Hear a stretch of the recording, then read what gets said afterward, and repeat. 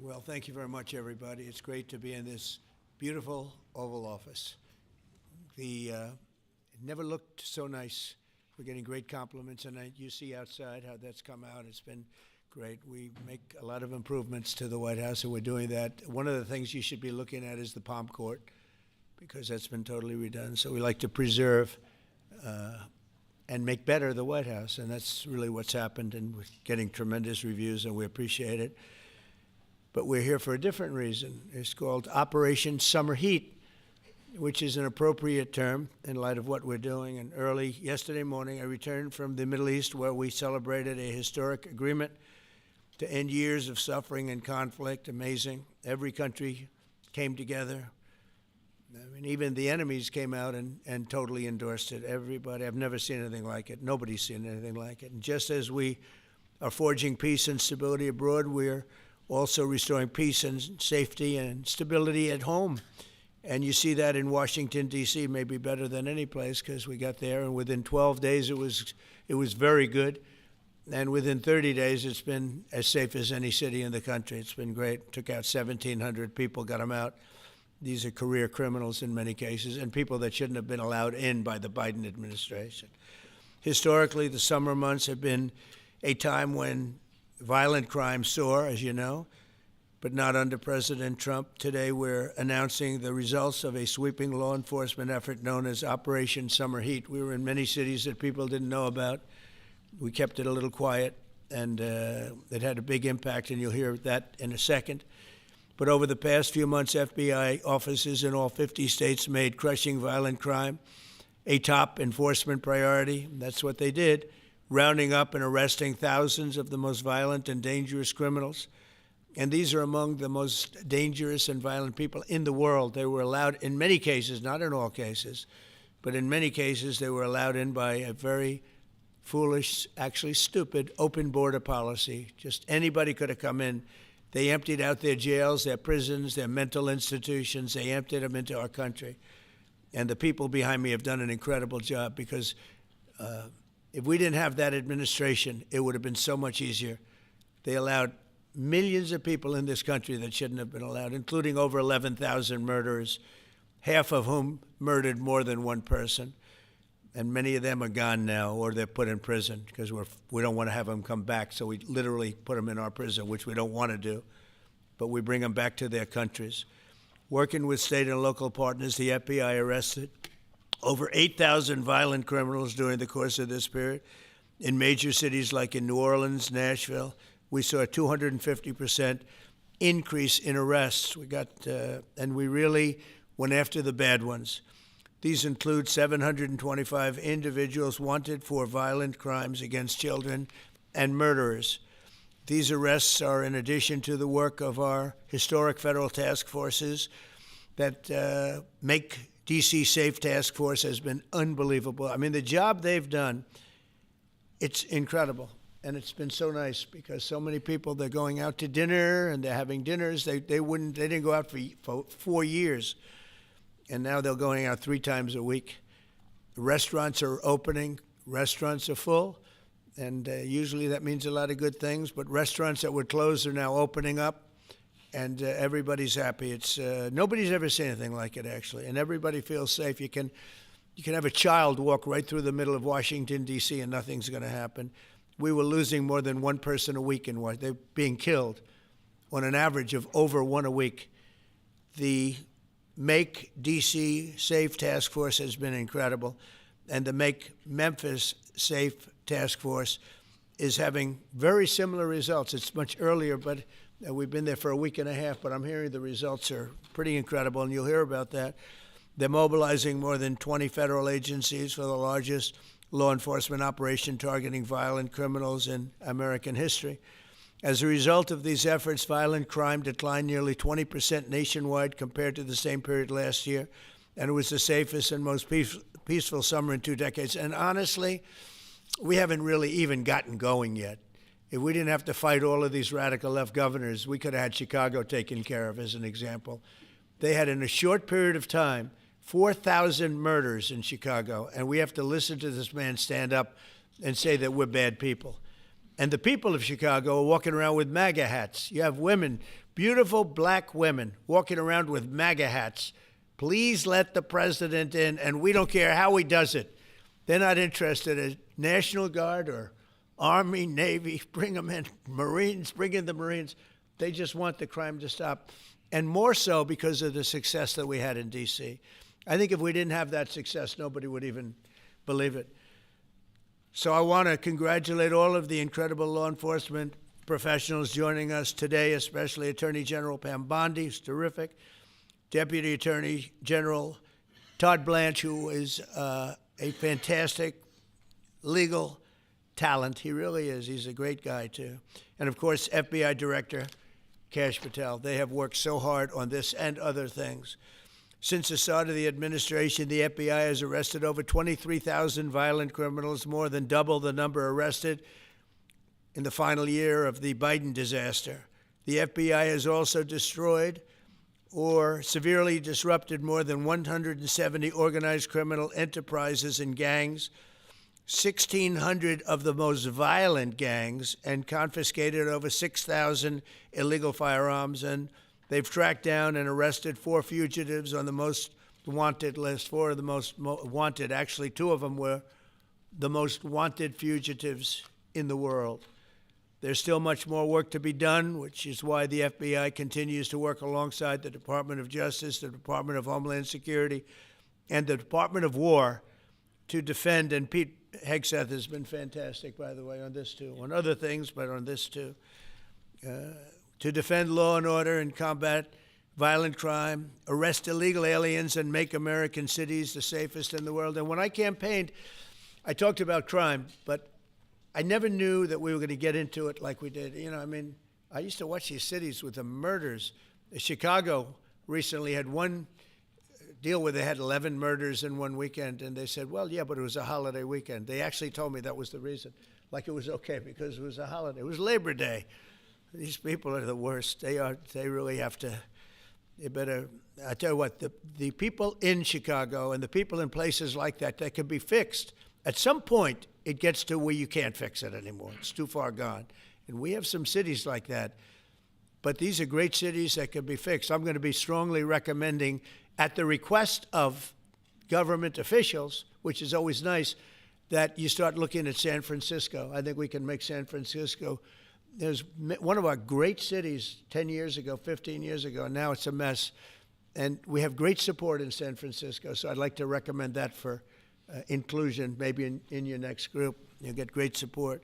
Every American deserves to live in a community where they're not afraid of being mugged, murdered, robbed, raped, assaulted, or shot. And that's exactly what our administration is working to deliver.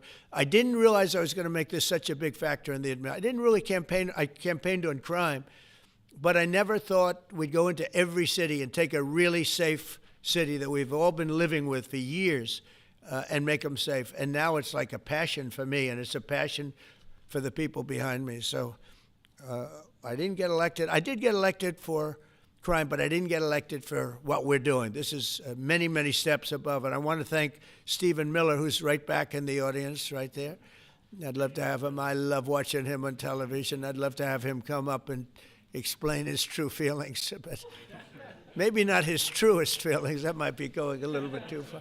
But, Stephen, thank you for doing an unbelievable job. And the people of this country love you, I'll tell you. And they love what you say about crime and stopping crime. So now I'd like to ask Director Patel to say a few words, and then Pam and Todd also. And I just want to congratulate them. This is an amazing thing. And we're just at the start. We're going to go into other cities that we're not talking about purposely. We're getting ready to go in. And when they go in, like Kash as an example told me that people didn't even know. 5 months ago, they went into Chicago, and they started doing a lot of work in Chicago. And we brought the numbers down a little bit.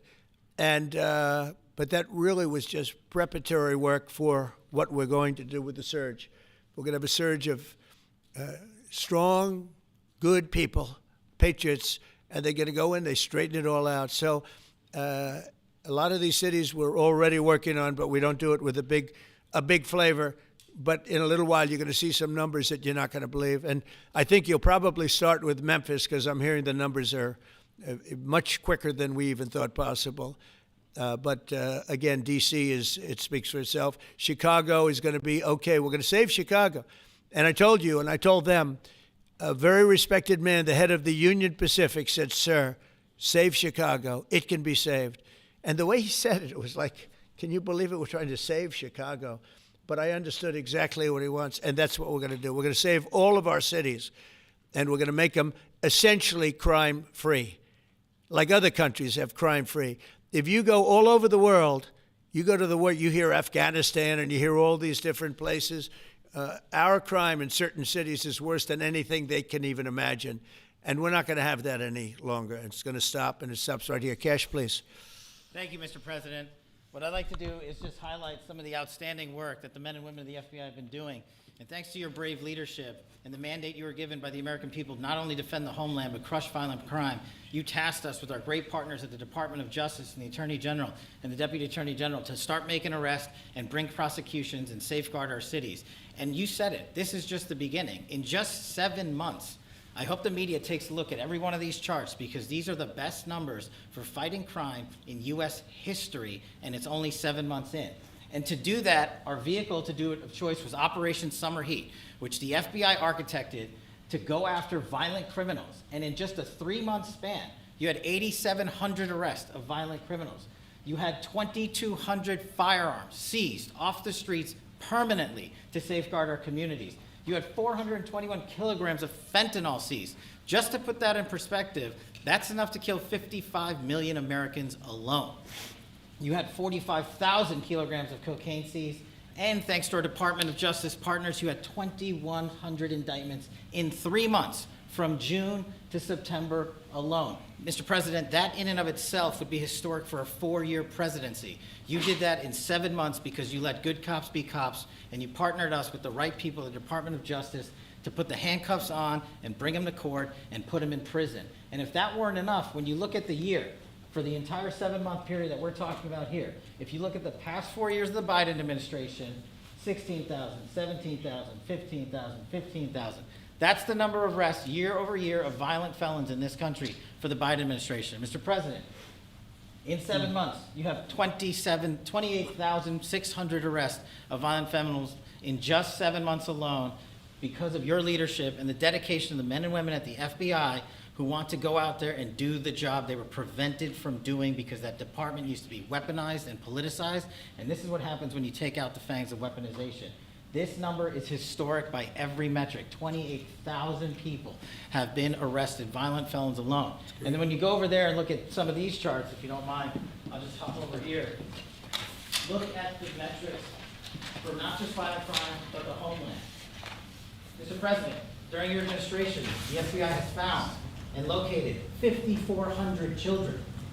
That is a 30% increase year to date over the last administration. Violent crimes against children arrests alone are up 10%. Gang arrests are up 210% in the last 7 months alone.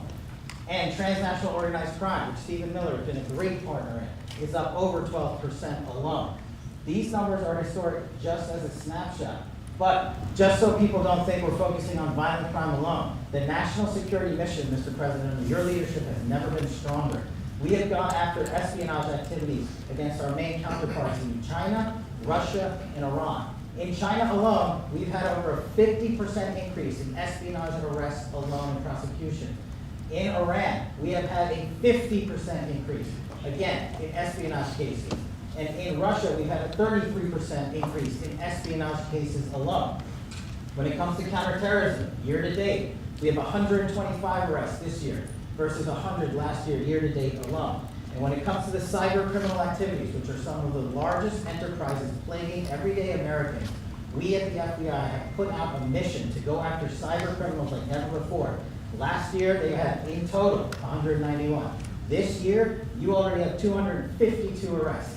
52 arrests of violent cyber criminals who are stealing from senior citizens, who are violating our children's rights and freedoms, and who are violating everyday Americans. These programs are record. And two of the things I'll finish with that I'm most proud of, Mr. President, this FBI. Fentanyl. As you know, it's a scourge that is killing our youth, 100,000 plus a year. To date, the FBI has seized 1,900 kilograms of fentanyl. That's enough lethal doses to kill 127 million Americans alone, to date. And if that weren't enough, Mr. President, you said we have to go after the worst of the worst. And you empowered our Department of Justice, our Attorney General, our Deputy Attorney General, and the Deputy Director at the FBI led the charge, not just on summer heat, but he also led the charge to the FBI's 10 most wanted fugitives. These people have been on the run for years. And in 7 months, you captured not one, not two, not three, but 4 of the FBI's most top 10 fugitives. 4. And just to put that in perspective, Mr. President, the Biden administration captured 4 in all of 4 years. You're on 7, and we're going to get to 10. We're going to get to 10 of 10. This includes a lady who murdered her 6-year-old handicapped child and fled to India. We got her in 2 months. This includes a narco trafficker. This includes a sex trafficker. This includes another first-degree murderer and gangbang. These people were on the run because of the prior administration's reckless policies that destroyed our communities. And you came in and with a mandate said, go after the worst of the worst. This is just the beginning. This is what happens when you let good cops be good cops at the FBI. Mr. President, I just want to thank you for your incredible leadership, our brave partnership with prosecutors who know how to bring cases and make sure these arrests stick. And that's what the Attorney General and the Deputy Attorney General have led the charge across this country. Because arrests without prosecutions are meaningless. We are deterring criminals from doing this activity. We are preventing criminals from coming into America. And we are absolutely crushing violent crime like never before and defending this homeland, sir. And not to mention, I almost forgot this one. It took you, sir, 2 weeks to get the Abbey Gate bomber. Joe Biden had 4 years to look for him. You got him in 2 weeks, thanks to the interagency effort by the FBI and the CIA, went to Pakistan, and now 13 brave warriors who were sentenced to murder because of disastrous Afghanistan withdrawal. They have justice, their families have a peace of mind, and we're going to continue to find the others, Mr. President. On behalf of the FBI, sir, I just want to thank you. Thank you very much, Gage. Great job. Very good. Very impressive. Pam, would you like to say something, please? President Trump, the men and women of law enforcement say 2 things to me repeatedly. First, you have taken the handcuffs off them and let them do their jobs, and you let cops be cops. That's why all this is happening. The director, the deputy director are working around the clock. All of these great men and women in the FBI, they have families at home, and they are working during a government shutdown right now. Many of them have small children. Many of them, I was talking to an agent this morning, many of them have babies at home, and they are working around the clock to not only keep our country, but our world safe. And that's what Operation Summer Heat did. Thank you, Director, and to the Deputy Director for everything you did on behalf of the Department of Justice, and you're going to continue to keep doing. And they set the stage for what we're doing in Memphis. You're going to hear a lot more about that, our joint task force next week, but they set the stage for Memphis. And last night alone in Memphis, there were almost 70 arrests. There were 12 guns seized, and there was a 70-year-old man arrested as a result of our operation in Memphis who raped a child under the age of 3. That one case makes everything we're doing worthwhile. So thank you all for being here on behalf of both of us. Thank you, President Trump. Thank you. Todd, do you want to say something? Sure. Thank you, Mr. President. So this is a great day, and I think there's stats that the director talked about which are important, but I want to give 2 examples of what summer heat has done that actually will apply hopefully to everybody in this room. The first is for over 4 years during the last administration, there was a hotel in a town, the middle of a town in Alaska, that was being run as a drug den. There were over 1,000 calls to 911 over 4.5 year period. There were multiple violent crimes, drug dealers, overdoses, and murders at this one hotel, ruining a community. Summer Heat went in there. It's not only arrested all the participants that were controlling the hotel, but seized the hotel.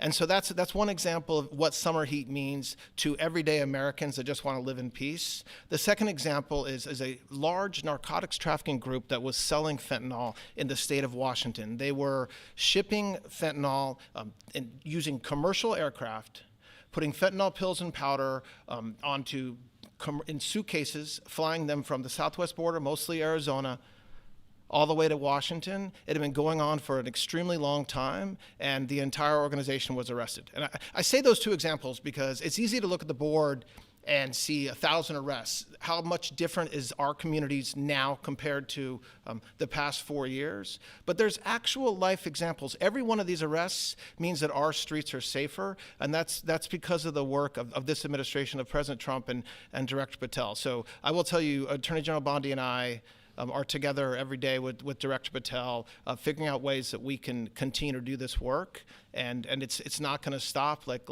the Attorney General said, and like the President said, this is just the beginning, or phase one, or a start, whatever you want to say, but it will continue on. So thank you, Mr. President, and thank you very much, Director Patel. And Mr. President, just one last thank you from the men and women at the FBI. You found a way to get these individuals paid during a government shutdown, our 1811 agents. So on behalf of the FBI, it's a great debt that we owe you, sir. They're now allowed to pay for their families, so thank you. And the military. Good. That's right. Thank you. Okay, thank you very much. Any questions, please? Brian, go ahead. Mr. President, first of all, I know the feedback I'm getting from the American people, they want to say thank you. Law and order is not an option in this country.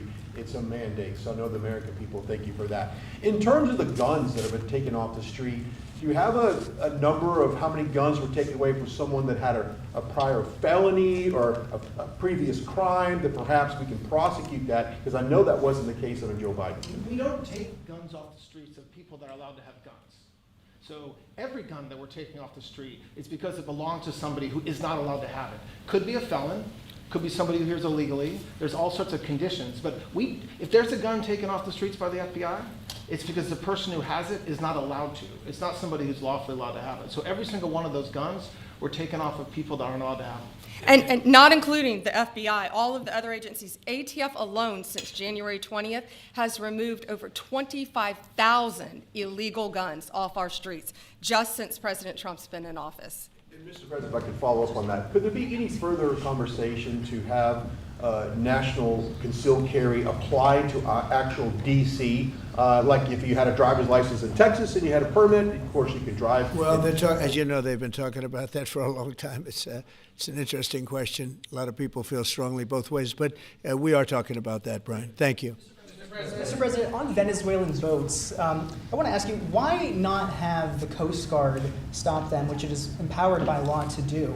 You know, this way you can confirm who's on the boat and ensure that they're doing what you suspect. Because we've been doing that for 30 years, and it has been totally ineffective.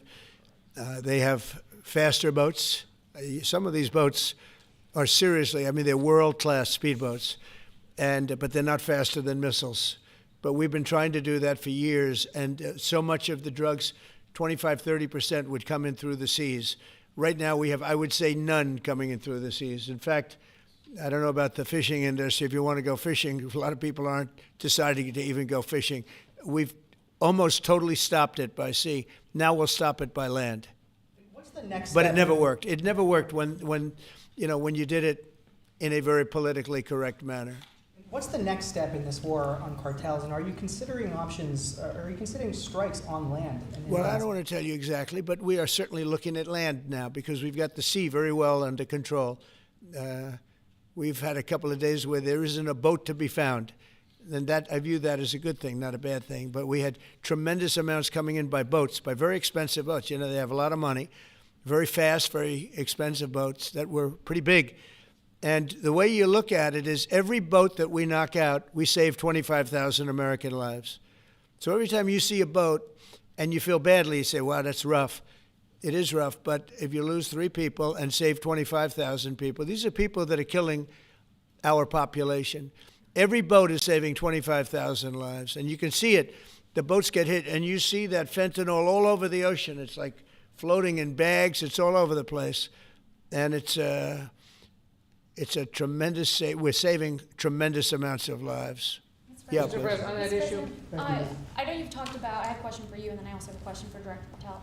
I know you talked about having some distaste for Boston recently. Is this one of those cities that you might be looking into, and can you give us a hint about other cities that you might be You're sending saying federal for where? funds? For where? For Boston. Yeah, well, Boston has a bad mayor who at least is a reasonable IQ person. You know, most of them are low IQ, but and they're so bad. I mean, what's going on in Chicago is just, you'd think the guy would say, hey, look, we have a problem, Mr. President. Could you come in and straighten it out? We could have that done in a month if we had their cooperation. It's going to be done anyway, but we could have it done in a month. Yeah, Boston, she's got 4 areas that are, wrong.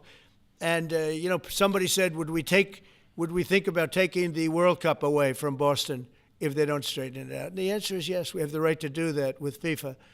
So if we think that LA is going to be bad, or we think that applies a little bit to the Olympics too, but we'll talk about FIFA first. FIFA is very hot. If we think there's any reason that, whether it's Boston or anywhere else, that they're not doing their job, we're going to take those World Cup games and move them someplace else. Thank you. And then Director Patel, there's been so many conspiracy theories swirling around about the assassination of Charlie Kirk. Do you have any updates for us, especially in light of all the online content that everyone's been talking about? The only thing we deal with at the FBI and the Department of Justice is facts, and we delivered in record speed a manhunt to capture Charlie Kirk's alleged assassin in 33 hours. And if you put that in perspective to Luigi Mangione or the Boston bomber, they took them 5 days and a police officer lost their life in their manhunt. We are running out absolutely every single lead, and the best thing we can do to honor my friend Charlie Kirk's life is to make sure that everyone involved is prosecuted to the full extent of the law, and that's what we're focused on, investigating the facts, not trading in conspiracy theories. Okay?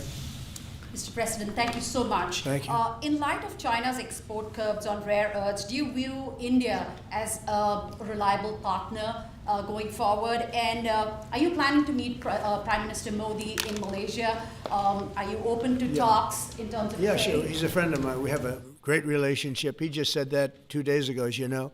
We have a great relationship. No, we were not happy with him buying oil from Russia, because that lets Russia continue on with this ridiculous war where they've lost 1.5 million people, by the way. Russia's lost 1.5 million people, soldiers mostly. This is a war that should have never started, but it's a war that Russia should have won in the first week, and they're going into the 4th year. And I want to see it stop. So I was not happy that India was buying oil. And he assured me today that they will not be buying oil from Russia. That's a big stop. Now I got to get China to do the same thing. That is relatively easy compared to what we just did over the last week in the Middle East. Middle East was 3,000 years, and we got it done. This is 3 years, and I think we'll get it done. I think that President Putin, I think he wants to get it done. We'll see. There's a great animosity between him and Zelensky. You probably have noticed, right? And I think it's hurting the process. Yeah, please. Mr. President, thank you. Curious, why did you authorize the CIA to go into Venezuela? And is there more information you can share about these strikes on the alleged Well, I can't drug do busts in that, the but Caribbean? I authorized for 2 reasons, really. Number one, they have emptied their prisons into the United States of America. They came in through the border. They came in because we had an open border policy. And as soon as I heard that, I said, a lot of these countries, they're not the only country, but they're the worst abuser. And they've they've allowed thousands and thousands of prisoners, people from mental institutions, insane asylums, emptied out into the United States. We're bringing them back. But that's a really bad, and they did it at a level that probably many countries have done it, but not like Venezuela. They were down and dirty. And the other thing are drugs. We have a lot of drugs coming in from Venezuela. And a lot of the Venezuelan drugs come in through the sea, so you get to see that. But we're going to stop them by land also. Does the CIA have authority to take out Maduro? Oh, I don't want to answer a question like that. That's a ridiculous question for me to be given. Not really a ridiculous question, but wouldn't it be a ridiculous question for me to answer? But I think Venezuela is feeling heat, but I think a lot of other countries are feeling heat too. We're not going to let this country, our country, be ruined because other people want to drop, as you say, their worst. They have given us their worst. They've loaded up our country with prisoners, with mentally ill people that are seriously ill, criminally ill. And we're not going to take it. And so, it's just one of those things. And I can tell you, we've taken care of the sea. There's nobody, and we're watching. We're watching. And if we see it, we'll save it. Yeah, please. On the ships, though, sir, there are Republicans and Democrats up on the Hill concerned that in the briefings they've gotten about those attacks, they're not necessarily getting information about who was on them and what exactly was on those ships. Can you ensure that at but least they are lawmakers given will be told that? information that they were loaded up with drugs, and that's the thing that matters. When they're loaded up with drugs, they're fair game.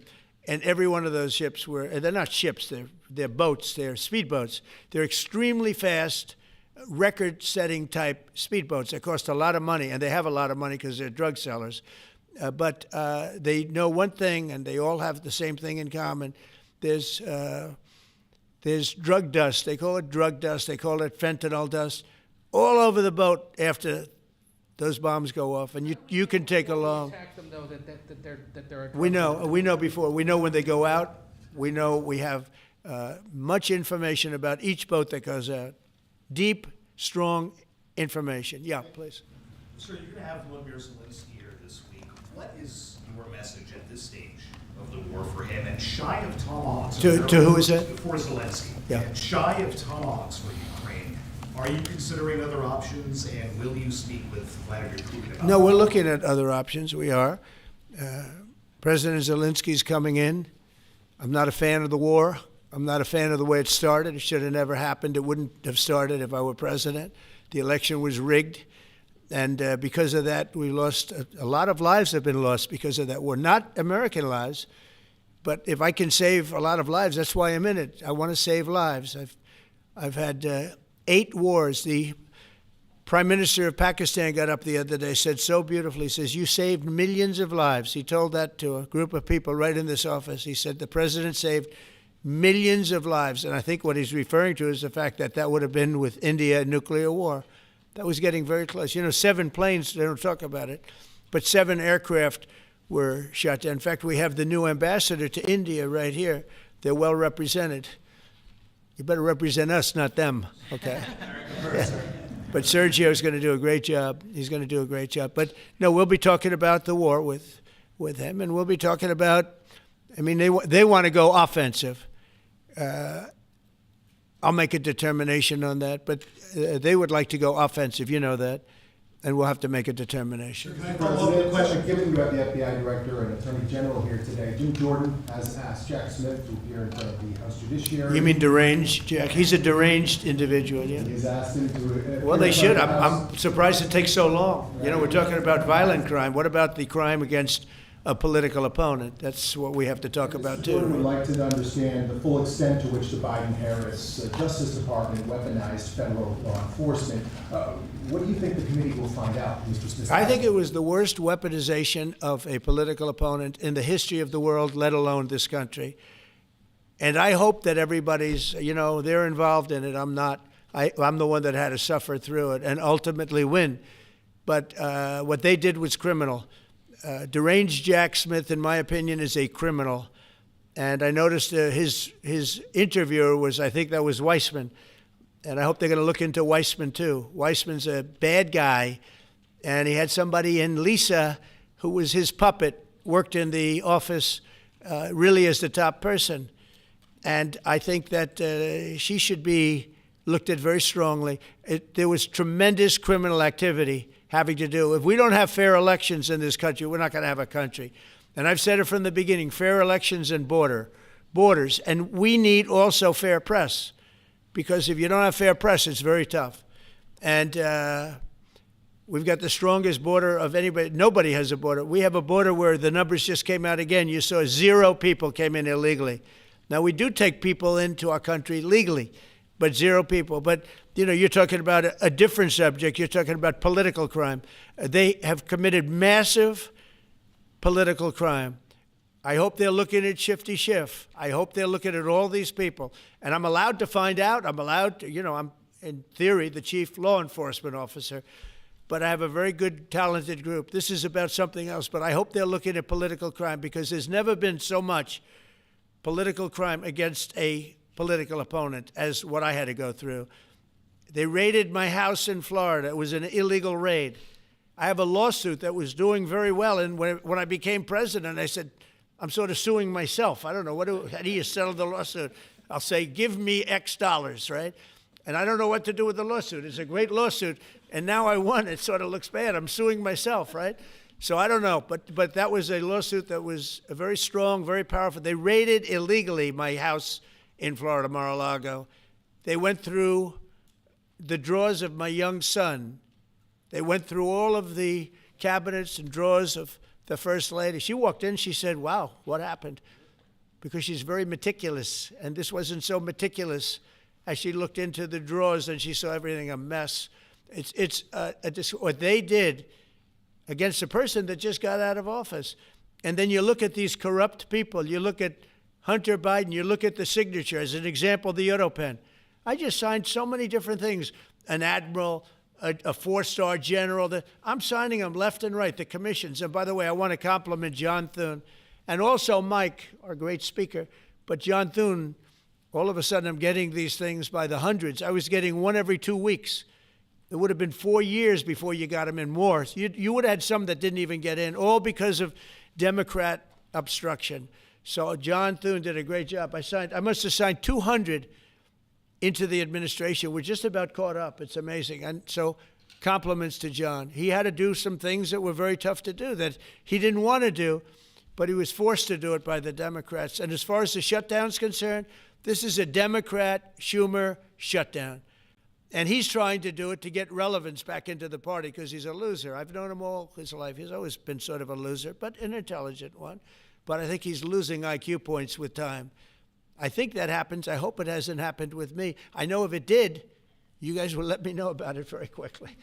Question on violent crime, sir. Here in D.C., a judge has given the two teenagers that beat up ex-Doge staffer Big Balls probation. It's incredible. And no jail time. Is this justice? Jeanine Pirro is doing a fantastic job, and she is beside herself because you have these radical left judges that they beat the hell out of this guy. And there was many people against this one guy who was really trying to protect his girlfriend. He didn't want his hooded over the door but they really beat him up badly. That just happened, right? Yeah. Wow, that's terrible. I think the judge should be ashamed of himself. That's a big problem. You know, they can do their job, and then they go into a court, and the people are protected by these, I don't know where they come from. Where do these people come from? Where do the judges come from? I want to compliment on behalf of Pam and Todd and all of us because, Kash, I think that Jeanine has done a fantastic job. And the case I heard was like flawless. It's a flawless case. They have them on tape. They have everything. And then a judge gives them a little probation. These are rough guys. And they're young. And if that happens, they're going to grow up. They're going to be real bad. They're going to cause a lot of problems. Yeah, please. Go ahead. So, Sergey Boris just gotten back from India. Right. What were the conversations like with Prime Minister Modi and the other? I think they were great. He reported to me that he's a great man, you know. Modi is a great man. That he loves Trump. Now, I don't know if the word love, I don't want you to take that any different. I don't want to destroy his political career, okay? But you have to understand, I've watched India for years. It's an incredible country. And every single year you'd have a new leader. I mean, some would be in there for a few months. And this was year after year after year. And my friend has been there now for a long time. And he's assured me there will be no oil purchased from Russia. I don't know, maybe that's a breaking story. Can I say that? Would you say? There will be no oil. He's not buying his oil from Russia. It started. You know, you can't do it immediately. It's a little bit of a process. But the process is going to be over with soon. And all we want from President Putin is stop this. Stop killing Ukrainians and stop killing Russians because he's killing a lot of Russians. Again, it doesn't make him look good. It's a war that he should have won in 1 week, and he's now going into his 4th year. That does not make this big so-called war machine look good. But he could make a settlement. We're willing to settle. I thought we had a deal. The hatred of the two leaders is very, you know, it's an obstacle. It's an obstacle. There's no question about it. But I thought we had a deal 2 months ago. Who would think I created peace in the Middle East and can't get the two guys to settle? But I think we'll get them. But if India doesn't buy oil, it makes it much easier. And they're not going to buy it. They assured me they will. Within a short period of time, they will not be buying oil from Russia. And they'll go back to Russia after the war's over. Jennifer? On the shutdown, sir, are FBI officials being paid right now? Are all the FBI employees being paid? And are all the Well, that's what I understand. I hope so. Thanks to your great work, Mr. President, the 1811 special agents at the FBI are going to receive their paychecks. Got a lot of people paid, actually. We got the people that we want paid, okay? And we want the FBI paid, we want the military paid. We got the people that we want paid. And I'll tell you, the Democrats, they don't talk about this. You know, we're getting rid of programs that we didn't like, but that were negotiated in, but we didn't like. We're terminating those programs, and they're going to be terminated on a permanent basis. And it's thousands of people, and it's billions of dollars. We're getting rid of a lot of things that we never wanted because of the fact that they made this stupid move. And they don't want to talk about it. They have their day coming up. I hear very few people are going to be there, by the way. But they have their day coming up, and they want to have their day in the sun. But they should really make a deal. So what we're doing, they call him Darth Vader, but he's actually a very nice person, Russell Vogt. But Russell Vogt is really terminating tremendous numbers of Democrat projects. There's not only jobs, the project in Manhattan, the project in New York, it's billions and billions of dollars that Schumer has worked 20 years to get. It's terminated. Tell him it's terminated, Jennifer. All right. On Hamas, sir, what is your understanding of the pace of returning the deceased hostages? Are you pleased? Well, with they're that looking pace? for them. Absolutely. They're looking. So we have the living hostages all back. They returned some more today. It's a gruesome process. I almost hate to talk about it. But they're digging. They're actually digging. There are areas where they're digging and they're finding a lot of bodies. Then they have to separate the bodies. You wouldn't believe this. And some of those bodies have been in there a long time. And some of them are under rubble. They have to remove rubble. But there are graves, and some are in tunnels that died in tunnels that are way down under the earth. And the tunnels are like 3 feet. Can you believe it? 3 feet high. They lived like this for a long period of time. It's a horrible atrocity. At the same time, we, meaning Israel, but I knew everything they were doing pretty much. I knew most of the things they were doing, but they've killed probably 70,000 of these people, Hamas. And I said, it's time now.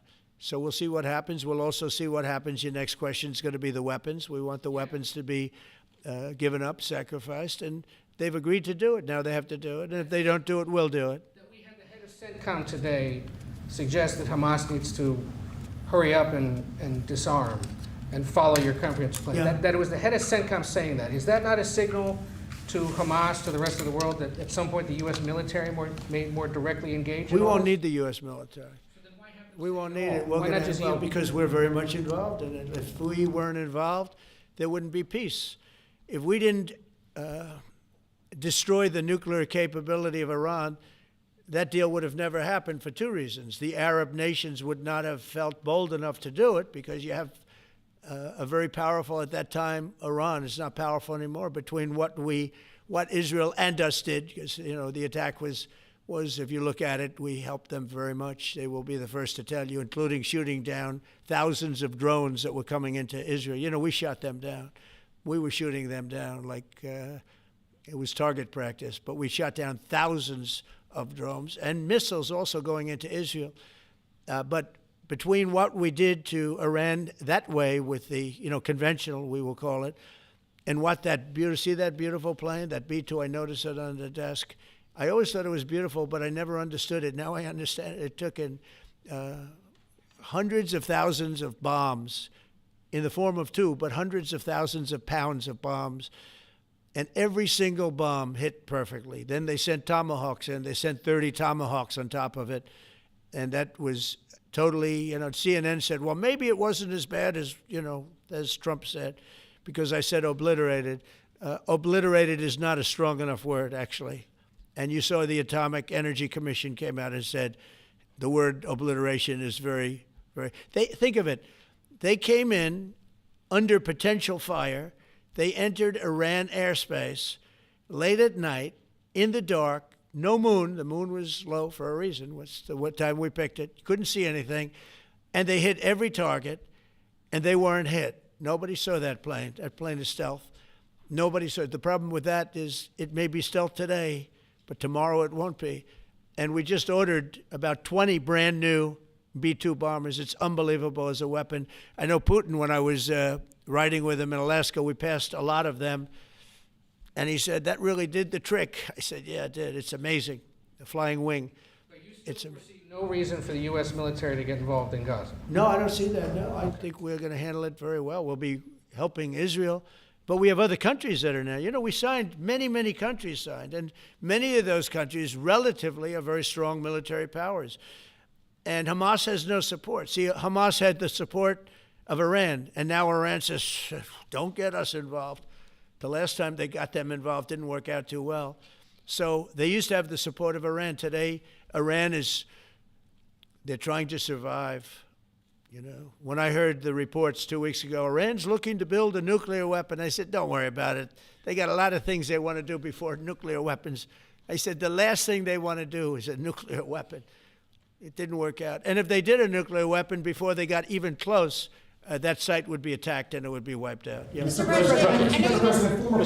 President, you're meeting with President Xi in a few weeks. Yeah. If you can't come to an agreement or a deal at that meeting, are we in for a sustained trade war with China?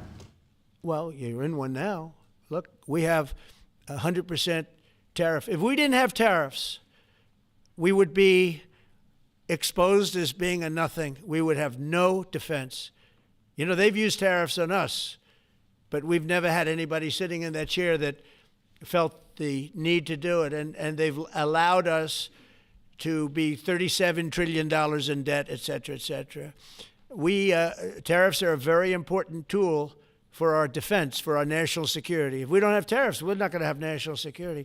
As an example, if you look at Pakistan and Iran, I told them I was in the midst of negotiating a trade deal with Iran, and Pakistan was going to be in line. And because of tariffs, they all want to negotiate much differently. We were making a good deal, and then I heard that they're shooting at each other. And I said during one of my conversations, are you guys going to go to war? Two nuclear powers. We are thinking about, I said, here's the deal. You go to war, I'm going to put a 200% tariff. I'm going to stop you from doing any business in the United States. I said it to both of them.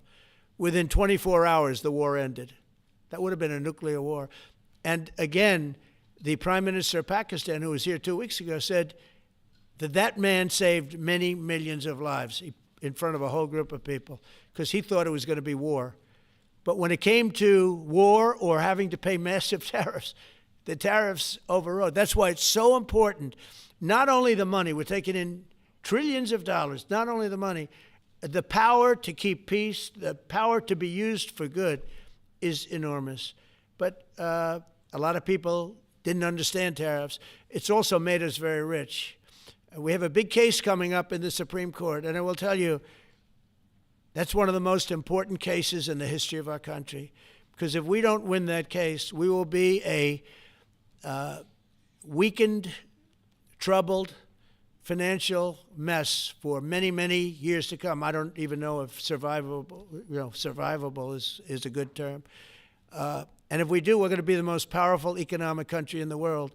And all we're doing is using them as a defense against what took place for many years. China would charge us tariffs. It was incredible, but we weren't allowed to charge. And we're allowed to do whatever we want. We just had presidents that didn't want to do it for whatever reason. And it was nothing. But of the 8 wars, I was saying 7, of the 8 wars, I would say tariffs are directly responsible for me ending 6 of them, 5 or 6. Without the tariffs, you have wars raging all over the world. With the tariffs, other than Russia, we have no wars out there. And we've made a lot of good friends, too. Tariffs are so important to our national security. If we don't have tariffs, we don't have national security. Our country would suffer a level that, because they're used so strongly on us. As an example, the European Union, they won't take our cars, they won't take our agriculture, they won't take anything, but they send their cars in, Mercedes, BMW, Volkswagen, by the millions. We don't send any cars. They don't take them. They were tariffing us out. Agricultural products, they don't take our agriculture. They want their farmers to do it. I understand that. But it was very unfair, and they were tariffing our product. They're keeping out by using tariffs. And we didn't use them, but I used them. And now we made one of the great deals with Europe. $650 billion they pay us, and we've evened it out. It's really a good thing to see. And you have to understand, they've all signed. Japan, South Korea. I mean, South Korea, $350 billion up front. Japan, $650 billion. And they've all agreed to it. They're all happy. But before, it was a total ripoff. And if we don't have the use of tariffs, we have no national security. This country will have no financial security, will not have national security. And the people that brought the lawsuit are people that are aligned with foreign nations that are now being treated fairly as opposed to just ripping us off and ripping us asunder. So, but if we are not allowed to use what other people use against us, there's no defense. It'll be a disaster for America. That's why I think I'm going to go to the Supreme Court to watch it. I've not done that, and I had some pretty big cases. I think it's one of the most important cases ever brought, because we will be defenseless against the world. Okay? You'll go to the tariff case? Did you have one? Yes, please. Thank you, Mr. President. I want to ask you about the Georgia Senate race. I know it's very early, but there's several Republicans in that field that are vying for your endorsement. A lot of good people in that field. Yes. I know all of them, actually. I haven't made a decision on that, but you have some very good people in the Georgia Senate race. Well, Governor What Trump else? has endorsed. No, I know, the governor has, and he's spoken to me about it a lot. He likes that candidate a lot, and I understand that. I haven't made a decision yet. But I'm following that race very carefully. I think it's very important for Georgia to get a real senator, because the senator they have now is a horrible senator. He allows all the crime, all the borders. You have open borders. I mean, his whole philosophy is a disaster. That's not representative of the people of Georgia. I know the people of Georgia. I won Georgia 3 times, but they say twice. Okay, I won it very big the last time, and I won it big the first time, and I won it big the second time. But we had criminals that didn't allow. I mean, I hope they're going to go into that. I hope they go into the votes which are being stored in Fulton County and take a real look at those votes, okay? Because I won it the second time too. But I know Georgia very well. I love Georgia. Those people are great, and they deserve a good senator, because the man they have now is a weak, ineffective person. Okay. New Jersey and Virginia. President, I wonder what you make of By the way, you won Georgia 3 times. Just Yeah, I agree. Do you agree with me? I And do. he's the media. For someone that He's the media. spends a lot of time in Georgia, I believe you won that. Yeah, okay. I really have a question about You know, the word believe isn't strong enough, right? Yeah, You I know. there you go. It's true. I know I won too. We have the great Newt Gingrich. Newt, you agree with us? Good. Otherwise, I'd have him dismissed immediately from the room. You know, his wife, as you know, is becoming an ambassador to a great country, Callista. So congratulations. And we're going to take a picture.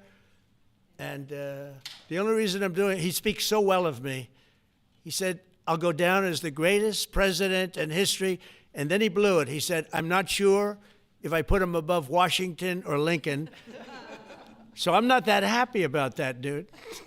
I've got a question about the weaponization of the DOJ. The media often says your department is weaponizing Yeah, the DOJ. yeah, that's the opposite. It's the opposite. Todd, you represented President Trump and probably the greatest weaponization of the DOJ by Alvin Bragg.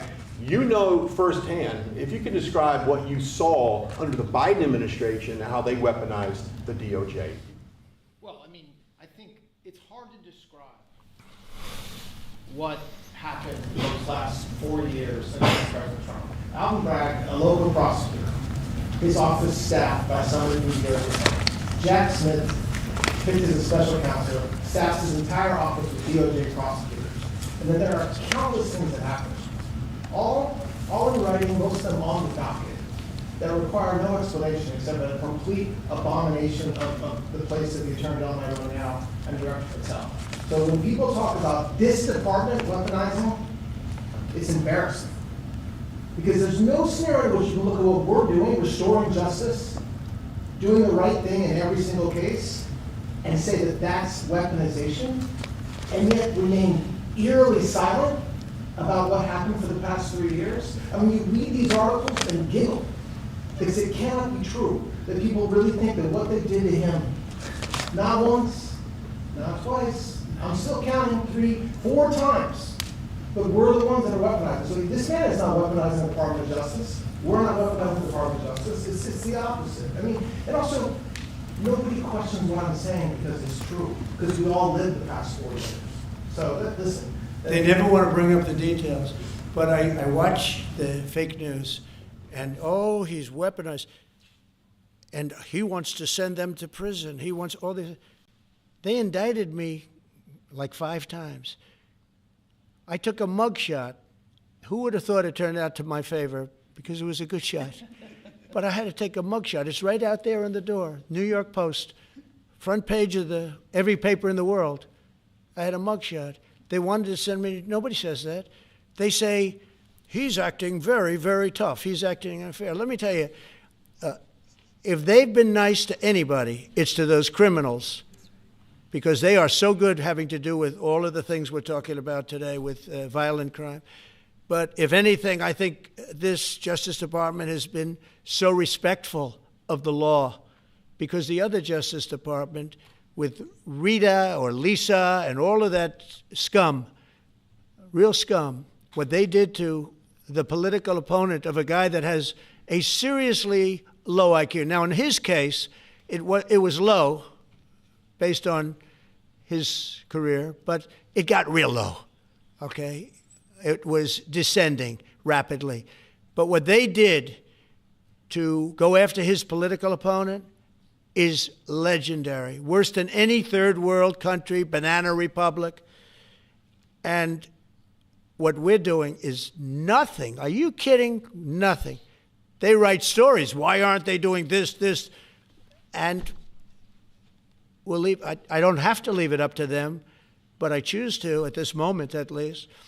But there's never been anybody treated in the history of politics. You know, they say the 2 worst treated presidents by the media, etc., was that man right there, the late, great Abraham Lincoln, and this guy right there, Andrew Jackson.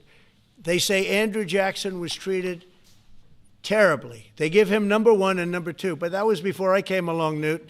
I say I have number 1 times 10. Nobody's been treated like I've been treated. And I did a great job. You know, we had a great first term. And we had one of the most successful economies in history, et cetera. I rebuilt the military. We did a tremendous amount. The last part, we had a horrible thing called COVID, and we handled that well. We made ventilators for nations all over the world. We did a great job. Probably never get credit for it. Look at the therapeutics, the Regeneron, all the different things, the vaccines, all the things we did.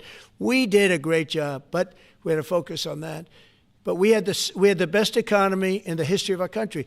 We're blowing it away right now. Look at the stock market. It hit another all-time high today. That's 48 days out of the few days that I've served. 48 days have already hit record highs. And we have, maybe most importantly, the number, we have now, I was saying 17, it's over $18 trillion is being poured into our country. It's because of the election and because of tariffs. Without the tariffs, you wouldn't have probably 18 cents. It's because of the tariffs, because there are no tariffs if they build in our country. And they understand that. So we have medical companies coming over. We have the AI. We're dominating China in AI. Everybody said that's impossible. We're dominating. I'm letting these massive plants build their own electric generating plants. They're becoming utilities in addition to everything. Maybe they'll make more money with that, who knows? But they're building their own electric because we have an old grid. You wouldn't be able to do that. And we're dominating China. We're dominating with AI, which seems to be the new big thing. That's the new internet. That's the new whatever. So we're very happy with the job we're doing. I'm very happy with the job they're doing. But when you tell me about attacking a political opponent, there's never been, and I'm a legitimate opponent. I watch my son. He's got the #1 best-selling book now. My son, Eric, he's a wonderful kid. That guy spent so much time with subpoenas. He got more subpoenas than anybody in the history of our country. Think of it. And he's an innocent, good boy. He's a good kid. He's always been a good kid. All of my children are good. They went through hell. My children went through federal grand juries on a hoax. Think of it. You have Adam Schiff and Hillary Clinton and others make up a hoax and then wanting to so they know it's a hoax, and they go before the press, say Donald Trump Jr. will go to jail because of what he's done with Russia. I'll never forget, I get a call from my son, Don, and he said, Dad, I'm being accused of something with Russia. I don't know anything about Russia. He didn't know anything about it. Think of it, how bad they are. They say he'll go to prison for the rest of his life. He knew nothing about it. On a hoax, the Russian hoax, Russia hoax, on a story that they made up. And they made it up in order to explain why Hillary Clinton lost an election that she lost by pretty good numbers. The second one, actually the second one was even better, but the third one, this one was too big to rig. It was just too big to rig. They would have rigged. They tried to rig it. But think of it. They want to send my children to jail, but they were after Don in particular. I'll never forget Adam Shifty Schiff, a total crooked guy, lying in Congress, making up a phone conversation that I have with you, totally made up. Then when he heard it was taped, he wanted to disappear. And Nancy Pelosi went crazy because they wanted to impeach me based on the conversation that was made up. When they heard the tape, everybody, I won it unanimously in the Republican Party. I got every single vote, something that never happens, and I beat it. But think of it, they want to put my son in jail for something that they made up. So they know they made it up. And they say he will serve the rest of his life in prison. These are sick, bad people. And don't tell me about us going after them. If anything, we've been very, very soft. I wouldn't be that soft, I'll tell you that. Thank you very much, everybody. Let's talk. Thank you very much. It's going to be built.